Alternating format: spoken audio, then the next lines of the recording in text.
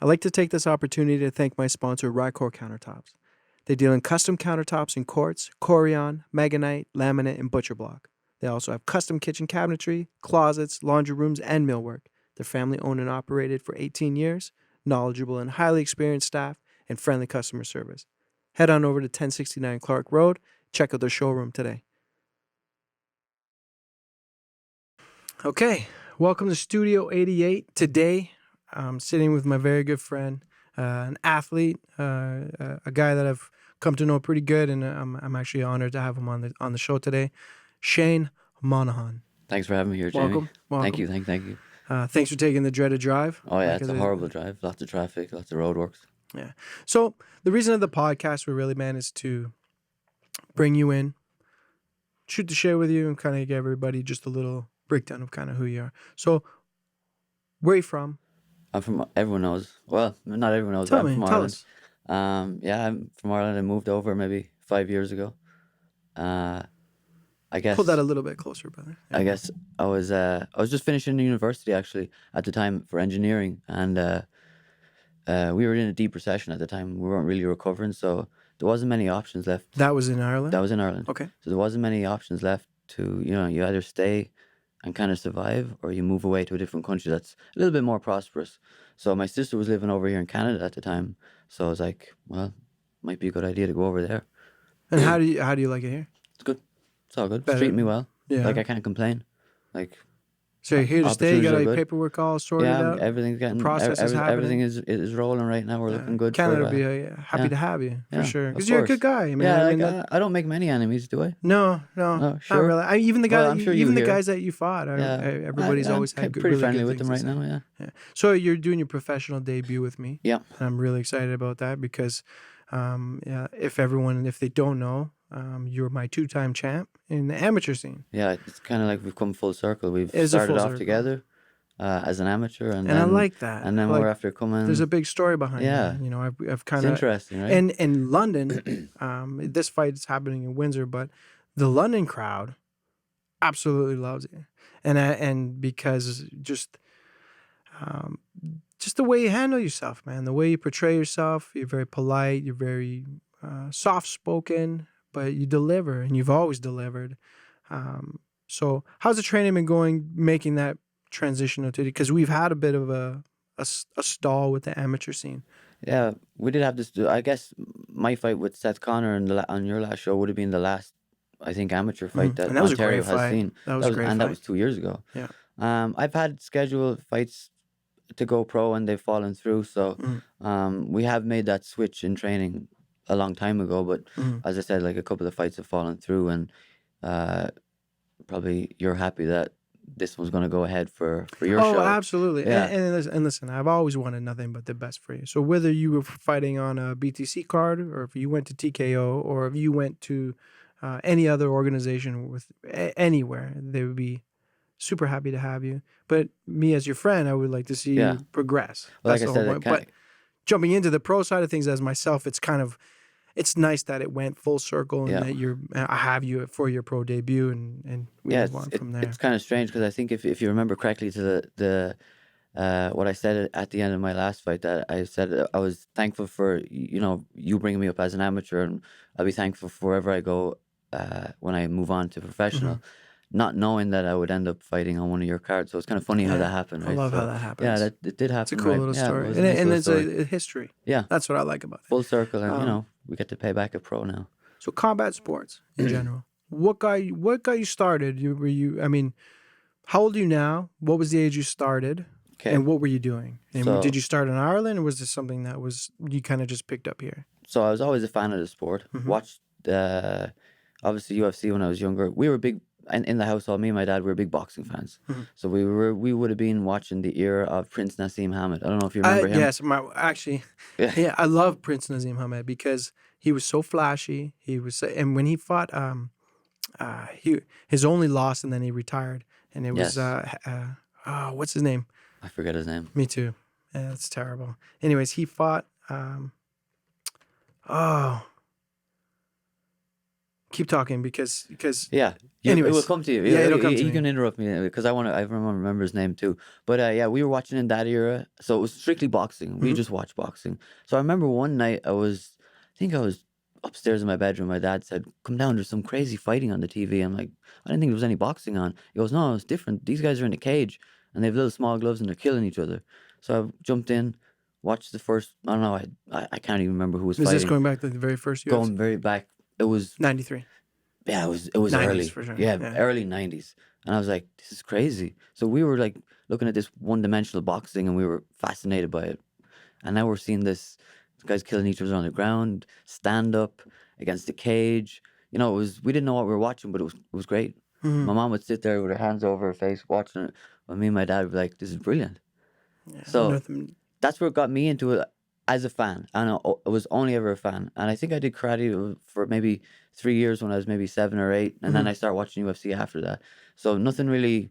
There was no. I didn't go watch UFC and then start training right away. I always had respect for like athletes at that level that they would have to dedicate most of their lives to become any way possible to compete on such a big show or an event like that or something like UFC where there was many disciplines put together. Mhm. So I was doing me. I was doing my own thing in life, and I was just a fan. Like I know I didn't have enough time to put energy into to become one of those athletes, right? And so now, So okay, now, so time changes. The years go on. yeah, You move to Canada. yeah. You start the schooling process. So yeah, I got all my ducks in line. So Mhm. where I had a good job, I got my education, uh, and now I'm like, okay, I have a little bit of spare time. So I moved to Windsor. I moved to Toronto first. Mhm. A couple of months later, I moved down to Windsor, got a job in Windsor. And at that time, I was like completely out of shape. I think I was like, I've said this before, but I was 195 Oh pounds, wow. huge. I'm only 5'9", Yeah. so I was like a block. Oh wow. Yeah, I didn't very, know very, that. very, very out of shape. Yeah. And then I just started looking around Windsor. So I used Google. Who has a good gym? I want to get in shape, but I also maybe want to learn a discipline, something basic. And when was that? That was in 2000 and maybe 14, maybe 2014, Oh, so 2015. this is the, so This this is very whole recent. This is very, very recent.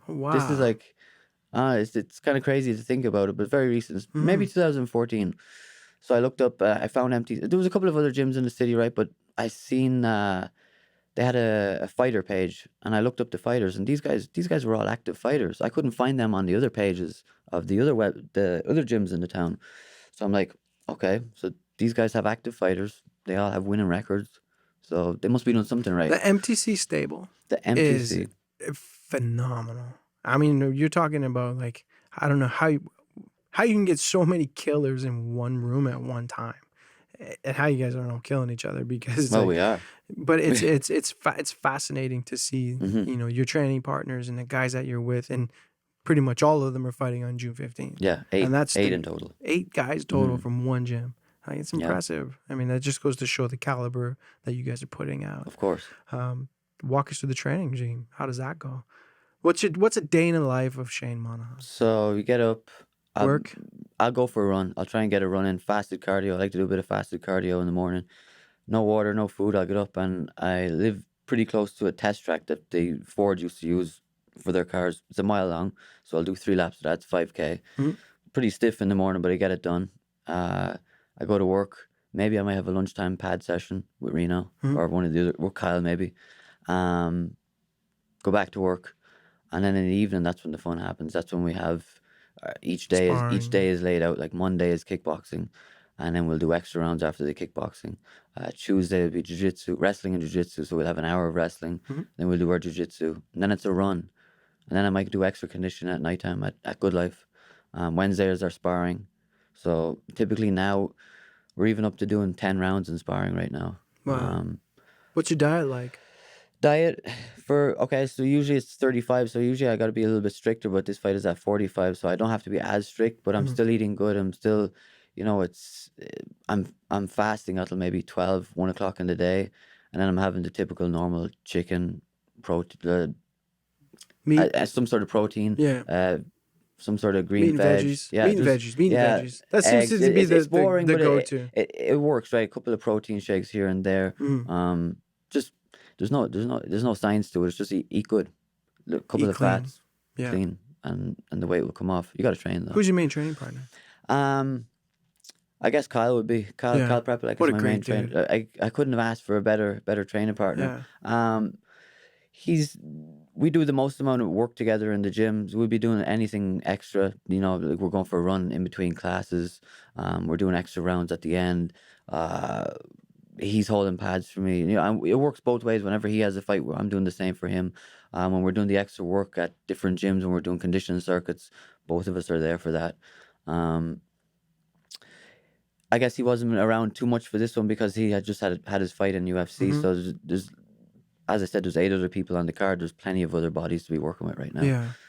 Yeah, I just saw a big post the other day about all the gyms in Ontario kind of going to war, and I mean sharpening their steel Yes, and getting I ready did see for that. this. Yeah, yes, And I posted it because I you was did. I like, did "This see is that. so Yeah, cool," it is good. because the war drum is beating. That's what it is. Everybody's getting ready. And we just had Fights are yesterday. coming. We had It's 4 guys down. intense. We had I 4 guys love down it. from London from ATC. Yeah, Maddie was telling me. Yeah, Yeah. and he was down and he's getting rounds in, and Mhm. we're all just like you said, we're drumming along, and Yeah, we're all I drumming love towards that. June 15th, right? Yeah, And we're all doing it together, right? Yeah. What do you do for a living? And I'm an engineer, mechanical engineer. Yeah, Mechanical. Not many people know that. Like they usually look at me and go, oh, "This guy's, I know he fights, so he must be a meathead." But Yeah, it is what it is. I don't ever think that, but general conception for most people. Yeah, for most people, is, like if you look at my social media, nothing would steer you towards me having a career as an engineer. Right? It would be all just this guy like hits people. How do your workmates and your family feel about? You know what? They're all very supportive. Actually, a lot of people bought tickets from work to be here to go see this. You know, it's something different to talk about at work, and you know, it's I guess it's obviously the boring, mundane things that happen at work. People talk about what happened the weekend, this, that, and the other. Now they're like, oh, there's a guy here that's fighting actually in a couple of weeks. So now there's a little bit of a hype about it, and as time gets closer, like it creates a little bit more of a buzz around the place. So it's good that way. Yeah. And people are supportive, right? Yeah. Do you feel rusty at all?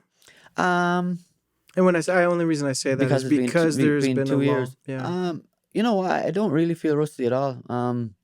I haven't stopped training since my last fight. Have I been training super hard since my last fight? No, only when there was a fight camp involved. Of course, And mostly mainly I for like to other live. people. I like to live too, right? Yeah. I'm a normal human being, right? So, but as soon as like a word of a fight comes, it's full on. Yeah, the drums start to beat again. Exactly. Yeah, that's pretty cool. But I don't feel like I'm rusty in there. I'm feeling sharper than I have been before, mixing things up a lot better Because I'm now. curious to see my double champ. Of how course. things change, you know. I mean, you get a little bit of time off. Yeah. Are you gonna come back, overzealous? Are you gonna be pumped? Like what's the? I'm curious to see how I feel everything even more unfolds. relaxed. You know how I start fights? I don't come out rushing like like that amateur style where I have to come out and kill this guy. Do you remember your first fight? Yes. Oh, like it was yesterday. Which one was that? That was like when I fought in Sarnia and I fought Adam Gladue. Okay. So you would know Adam. Yep, I know Adam up and down. Yeah, good guy too. Good guy too. Yeah, Yeah, he just fought on the BTC card in Windsor, not too. I remember getting that fight, and Reno was like, "Yeah, this should be a good fight for you." And then someone said, "You know, that guy has like 5 or 6 MMA fights already." I'm like, "No." So then, as a first time amateur fighter, you're like, you're obsessing with that in your mind. Then, and you're like, "I need to know about this guy." You know, like what does he do? But then as you progress, you're just like, I don't really care anymore. I'm going out there just to do me. I'm going out to fight. I know how I fight. I don't care how anyone else fights. Yeah, they might have boxing. Yeah, they might have wrestling. They might have jiu-jitsu, but we all do. Right. Like we're all. That's the beauty of the sport. At this level, we're all rounded, right? We're all pretty well rounded. You should be. And you should you should be. You shouldn't be stepping into the cage as a professional if you're still one-dimensional. And I see it happen. Yeah, and it might last for a while. I think there is room for the one-dimensional guys, and when I say they have to be super but good, you gotta be on super good, top of the food chain, and the 100%. that one dimension that you're in, right? And those guys are still very dangerous. Yeah, you know, do they catch you? Yeah, and if they catch you, that's it. You're toast, you're in trouble. Yeah. And any memorable fights? Anything that stand out in your head? When I fought Mike Latvanen and I fought Croswell, those were my 2 best performances where I was the most calmest, leading up to the fight, and everything in the fight was so super slow. Like it's some people. Spidey senses were slowing down, kind of like Spider-Man. Then guy throws a punch, and you're people like, ask me like, what does a fight feel like? And sometimes I'm like, well, it's like a video game, but it's speeding up. And sometimes you can't catch the buttons as quick as you want. You know, you can't control it as quick because it's going so fast. And then sometimes it's like an exam. You study for an exam. This is the whole engineering thing coming in again. Yeah. But sometimes it's like studying for an exam, and then you go into the exam the next day, and you're like, shit, I prepared for this, but I'm drawing a blank. So sometimes I've been in there where I'm like, I don't know what to do. Like nothing's happening. And that fight was against the time where that happened. Actually, was on one of your shows. It was against Josh Fady.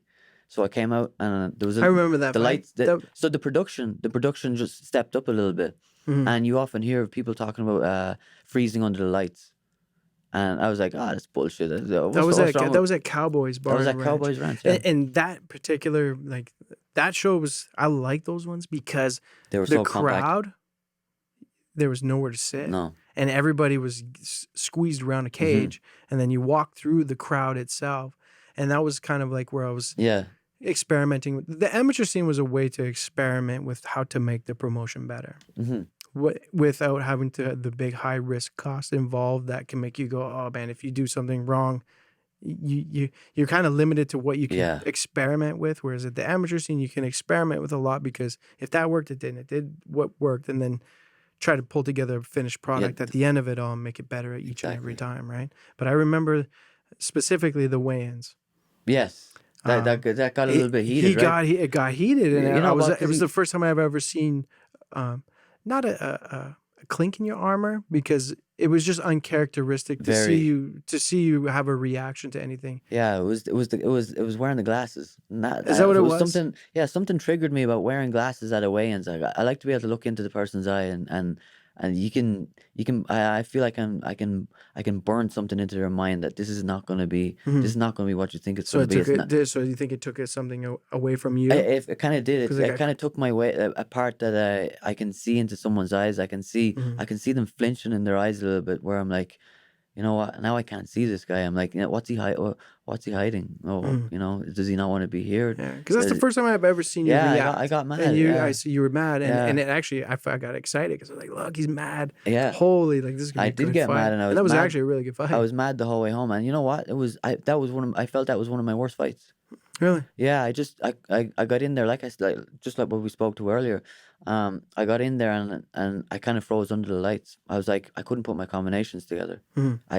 Whatever was in my mind. He comes from a really high level gym. Yeah, and he was one of the first. Shout out to Chris Q. Yeah, he was one of the first southpaws I fought in MMA. So it was like that wasn't weighing on my mind so much, but it was, you have a guy that's coming at you at a different angle now.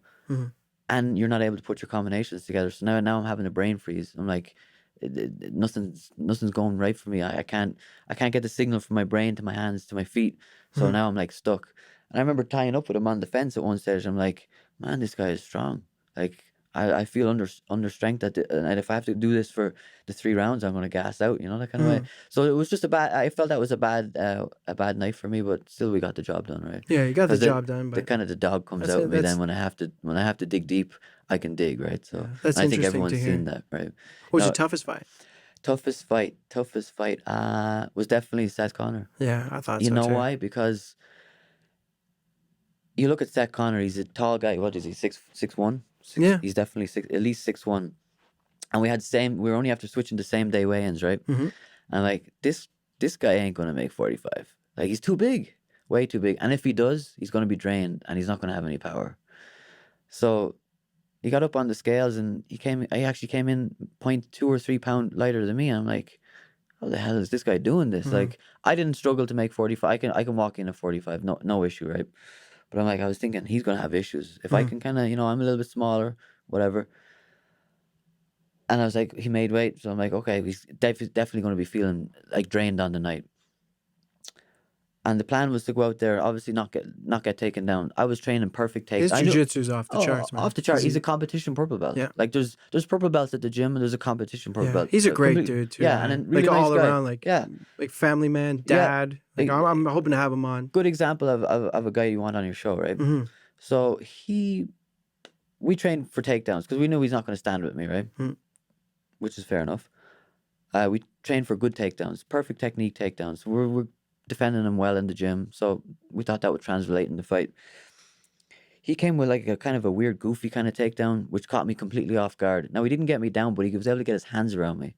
When he got his hands around me, I'm like, hell no, I do not want to be here for 5 rounds. So I panicked. So in the first 2 rounds, I think, first 3 rounds actually, you'll see me like stepping in to try and finish the fight when I should have stepped back. And that was the biggest mistake I made. And that's why those first 3 rounds kind of went sideways on me. And I remember in the 3rd round, Paul was sitting right, because the cage was elevated, right? And Paul was hitting me through the cage, and he was like, you got to change it up. And I remember looking down at him, he goes, you have to change it up. You can't commit to anything. Let him come to you and then pick him off as he comes in. And I think that's, if anyone remembers the fight, or if you watch the fight back, you'll see from the 3rd round onwards, that's when the whole dynamic of the fight changed. So, because of what Paul said. Shout out to Paul. Shout out to Paul, Coach Paul. Absolutely. But yeah, I had to wait. I didn't want to be in his clinch because he was way too strong. Like, and when I was on the ground in his guard, it felt like he had 8 limbs, like an octopus wrapped around me. Yeah, and I couldn't get out. I just could. Like, it was just, I'm doing my best. So I had to stay back, and then fight him from the outside. Then, and he's a tall guy too, so I had to fight from the outside to try and get on the inside, and see what he was going to do. Takedown and that was a really good fight. Yeah, it was just like that was one of my favorite fights of yours. Only because I got to see what you were like with a lot of pressure. And that was pressure. I think the 2nd round or the 3rd round, I was caught in that triangle for. Yeah. I thought it was going out in that. Wow. Yeah, I definitely thought it was scary. Yeah. And then you became the double champ. Yeah. And now here we are, about to make your professional debut. Yeah. How do your parents feel about it? You know what? When I think the reason I bring that up is because here you are in a living room back in Ireland, and your mom's covering her eyes. Yeah. And she's going, oh my God. And now all of a sudden her baby, her son, is doing the exact same thing. Well, here's the thing. They're supportive, but they're not the biggest fans of it. So I guess when I would have been going for the other amateur fights that weren't on your show and that weren't pay-per-view, they would know I'm fighting maybe around 7 o'clock. So the Matt Dawson fight with you was a great fight too. That was a good fight. That was a really good wild fight. Yeah. Now that I think of Not it, that I actually, didn't forget, but that was a wild fight. That one had everybody on their feet, and that was Windsor because there was like a gym rivalry going on. Yeah, there was. Yeah. Tell us about that. Do you want to talk about the Matt Dawson fight? Okay. Yeah. Okay, because that was a great fight, and I love Matty too. Yeah. So Tony Laramie was slated to fight him for the 135 belt. Tony got injured, and then they asked if I could do 35. So that would have been my first cut to 35. Made it. Didn't rehydrate well. Didn't feel good on the night. However, the fight went on. That was an outdoor fight. That was an outdoor fight. Yeah, this is the crazy thing. And just before my fight, somebody got injured, right? Didn't somebody's leg get injured? Yeah. One of Chris Burns guys. Yeah. And that pushed the event on. Now it started getting dark. It's summertime, and it's dark outside now. And now the cage is barely lit at this stage. I remember. And now I'm coming out to fight Dawson, and he's a tough cookie, right? He's coming to kill you, right? Yep. And that was a wild fight. That was back and forward, and I think at one stage the lights went out in the last round. I remember they did go out. Yeah, we had to wait for the lights. We had to wait for the security lights to kind of come back on. Yeah, because there was the transition. Yeah. So we had a pause. Yeah, Chris Archer was the one who hurt his leg. And again, I didn't feel good in that fight. There was something off on that fight, but again, a lot of shit was talked about. There was leading up to that fight. There was a lot of animosity in that fight. If you remember when I was walking out, he was standing right at the gate looking at me. Well, that's his thing. That's his thing, right? He gets in the cage. Yeah. He paces like a bulldog. Like yeah. a pit He bull. stamps his leg. And then he stops in the middle of the game. He right? basically greets you. But he's basically saying, "I'm gonna fuck you up. I'm gonna fuck you up, and I'm here to do it right now." Guy. Yeah. Yeah. How could you not like that, right? Yeah, that's his thing, right? Yeah. He's literally a human pit bull. Yeah. He wants to fight. Yeah. And I remember leading up to that fight because there was so much shit talked online. Yeah. That I was when you hear people talk so much shit, you're always worried that there's going to fight break out in the crowd, or is this going to be a volatile situation? But the way you guys handled that fight after is what really stuck out in my head because there was a mutual respect when two warriors beat the shit out of each other for 3 rounds. And at the end of it, it was like, Yeah, it doesn't matter what we said online. We solved it, finished it, it's done, and then it was And squashed. And I like that. not only that, we were talking shit to each other as we were grappling. We were hitting each other after the bell. I don't know if you remember I that. remember it. Yeah, Yeah, so I remember that it. was heavy. That was a going. good fight. Like he was trying hard for his, like he's armbarred everyone on the division, right? And I remember him trying to flick for the armbar. I'm like, you're not gonna fucking get this. Like you're armbarring bums. You're not gonna armbar me. And he's trying his best, and he was hanging on, and we're just shit talking each other. His teammates in his corner were shit talking me. It was wild. I love to see. That's what I love about the it fight was game, good. because And people then don't get to see those things. and then I just seen Dawson at the last the BTC card, and Yeah. come up, shook my hand, and how are you? Yeah. That's how I it was goes, trying to get right? him in on we this tried card. we tried to kill each other, but now but that's the sport of MMA, right? And that's the way it should be. I don't think I don't think I have beef with any other guy I've ever fought before. Beefs are. I don't like Yeah, like beefs. Beefs aren't very good for Yeah. the sport. I mean, they're good for hyping up a fight. Of course, but at the end, But at the end, it's there's like, a clear winner, and yeah, you got have to have a respect mutual that, right? respect. Yeah. Right? It's you guys are both laying leather on each other's faces. Yeah. Why wouldn't you want to Yeah. become friends after? I Yeah. mean, some of them. Think about the tightest friends that you do have are the ones that you sling leather with every day. Yeah. Like as you That's- beat the shit because they're training that partners. whole alpha male bullshit is out of the way once you punch each other in the Yeah. face. So And then that kind of disappears once you get into, like, the whole alpha male thing is there, but as soon as the bell rings, I feel, for me personally, that disappears. Now it's go time. Like the whole alpha male thing, you can say this, you can say that, you can pretend you're the best, but as soon as that bell goes, now it's honest. Now people are watching. Now everyone can see who's the better person. Yeah. Do you have any hobbies outside of MMA? Like, what do you like? You can't be just work and fight. Is there anything else that you do? Because fighting consumes you. When you have a fight, like for me, I have, not gonna say I have issues, but like it's hard to switch off and to have anything else on in your life when there's a fight on, because it's constantly in your mind. Like if you're training 3 times a day, that's 3 things you have to think about. That's regards to fights anyway. And then you're thinking about the fight itself as it draws closer. So it's hard to have hobbies, of course, during training camp. But outside, you know what? I love food. You're a food junkie. I love food. Because you started when you were 195 Yeah, pounds. I was 195. So So, you my haven't- body is looking Yeah, like, so yeah. I get down to 135. My body is just screaming, get back to 195. Eat burger. I So love do you food. cook? I Is that cook, what- yeah. yeah. I like cooking. I only cooked a nice steak last night. Yeah. Eating steak, it's good. Life is good. Yeah. I think it's good to have an outlet. Like something Yeah. outside, like to take a break from Yeah, being so physically demanding all the time. yeah, and I like aviation. So Yeah. I like stuff that got to do with aviation. I like fixing cars, doing them up, things like that. Just I always had an interest in that, and that will always be there, right? It's something. It's an avenue away from like you said, the physical side. Yeah. Would you ever thought 10 years ago that you'd be doing this? Never. I like. It's I funny said, how that like works. I said, yeah, like I said at the start of the podcast, I looked at these athletes and I'm like, I don't have enough time or dedication, or maybe I felt at the time skill to be able to do what they do. And now I'm doing it. So it's like anyone can do it. Like if you have the right mindset and you've got your life in order a little bit, you can do this successfully. That's for sure. Where like you see, anybody where can you do see this. yourself in 5 years? I don't know. I Like, could be is dead. this? Do you I think? don't know. Like, is this something that you're like? Is this more of a hobby for you?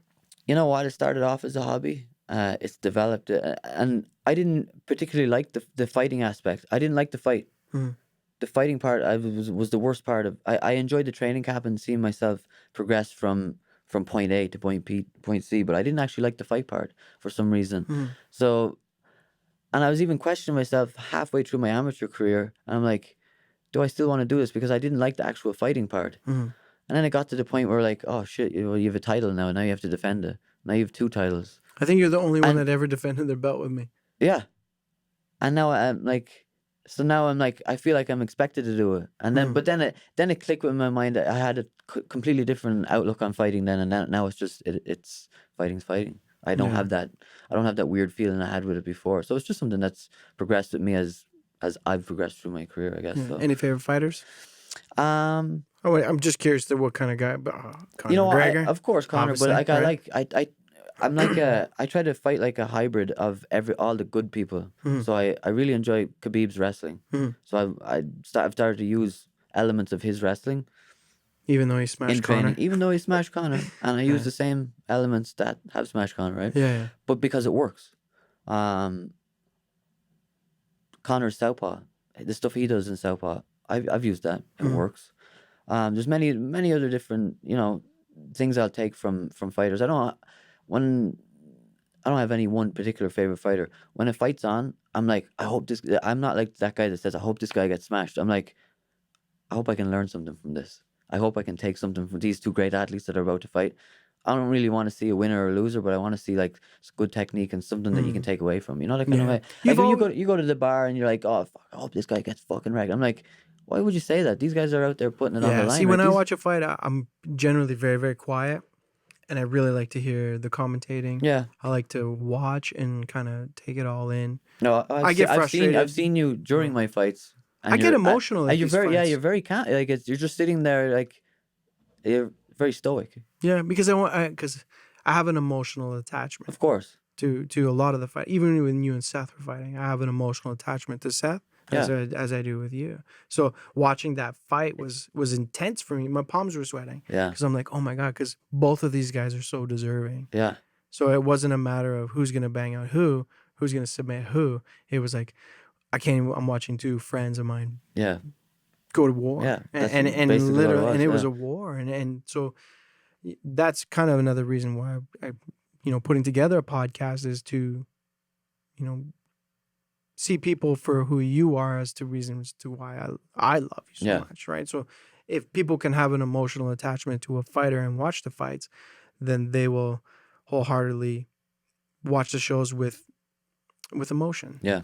You should cry if you see your favorite fighter lose or your friend. Oh yeah, or for you know what I sure. mean. That should upset you. Yeah. Not to anger. Oh, No, but obviously I've just seen things because go that way, but ultimately, emotional attachment, right? Like you yeah, got that going on. you have somebody to cheer for, and you have somebody to either console after the fight or celebrate. Yeah. So like, there's so many emotions in it, but capturing the emotions is the hard part. Yeah. And trying to get everybody fully emotionally invested too. Yeah, right? especially when you're so invested, and then something, say, if someone takes a loss, or it gets to you, right? Like I cried after Kaz's last fight. Yeah. He wasn't crying, but I was trying to hold back the tears. Yeah. Last fight, Dr. Faisal's fight, I cried. Oh yes. Yeah, I was like, when he took the loss, and I was really upset by it. Because you can see that man's passion for the sport. 100%. Like not only the job he does, but he just wants to keep fighting. But he has that fight. I want to fight. Yeah, and here's a doctor. And he's a doctor. But yeah, we all have that emotional attachment with him too, right? Of course. Look how we all love him. It's if I can paint everybody with that brush so that everyone can see what you're like, then it helps. But we like him because you can see the man wants to fight, and the passion that he has for the sport too, right? Yeah, he's done so much. Shout out to King Faisal Rahman for sure, 100%. I'm hoping to have him on too. Yeah, the plan was today, but he had some things to do. But your social media, where do we find you? Just search my name, Instagram, Shane Monaghan. Same Spell for it Facebook. first, please. Oh, it is a bad spelling. Yeah. It's the silent G that gets everyone. So it's Monaghan. H? H. I love it. It says H with I a say H. H, not My mom H. says H with a H. Yeah, you got to say the H with the H. H People with the say H. but that's starting with A, right? Yeah, it's H. I have this argument with everyone. It's H, not H. But you ever spell H? You ever see a spelling bee where they say spell the letter H? Yeah, it's It's H. A-C-H-H. Yeah. I don't know. Doesn't make sense. Something like that, yeah. And you're like, Yeah. it's supposed to be H. H. It's funny. Just one thing. Okay. June 15th, Prospect Fighting Championships. Tickets still available online, prospectfights.com. Get your tickets. Come watch my two-time champ make his professional debut, Shane Monaghan, my good friend. Thank you so much for coming. Thank you, bro. Jamie. I Thank you for having appreciate me. it. Appreciate Awesome. it. Thank you. Boom.